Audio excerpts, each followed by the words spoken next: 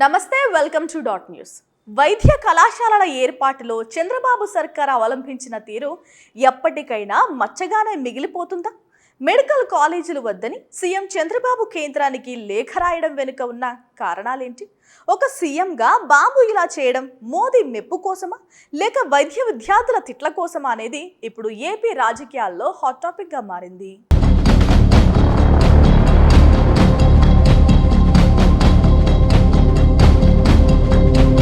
జగన్ సర్కార్ 17 కళాశాలలను ఏర్పాటు చేయాలని భావించి అందులో 5ంటిని ప్రారంభించారు కూడా. గత ఏడాది ఒక్కో కళాశాలలో 150 సీట్లు చొప్పున మొత్తం 750 సీట్లతో అడ్మిషన్లు పూర్తి చేశారు. దీంతో వైద్య విద్యార్థులకు అవకాశాలు మెరుగుపడ్డాయి. ఆ తర్వాత వచ్చిన కూటమి ప్రభుత్వం ఇంకా గొప్పగా చేస్తుందని వైద్య విద్యను అభ్యసించాలని విద్యార్థులు వారి తల్లిదండ్రులు అనుకున్నారు. ఎన్డీఏ కూటమిలో చంద్రబాబు భాగస్వామి కావడంతో ఎన్నో సాధిస్తారనే నమ్మకంతో ఉన్నారు ప్రజలు. కానీ విద్యార్థులు వారి తల్లిదండ్రులు ఆశలన్నీ అడియాసలయ్యాయి.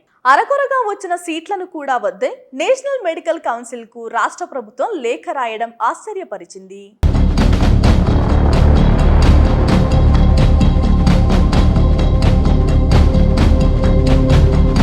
కాలేజీలను ప్రారంభించి గతంలో మాదిరిగా ఒక్కో కాలేజీకి 150 సీట్లు సాధించి ఉంటే చంద్రబాబు సర్కార్కు ఎంతో మంచి పేరు వచ్చేది.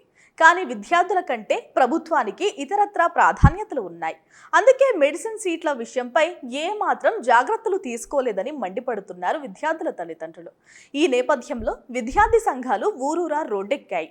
వైద్య కళాశాలలను ప్రైవేట్ పరం చేసే కుట్రలో భాగంగానే అడ్మిషన్లు కూడా వద్దనుకుంటుందనే అనుమానం ప్రజల్లో బలపడింది. ఈ అనుమానమే బాబు సర్కార్పై వ్యతిరేకతకు దారితీసింది.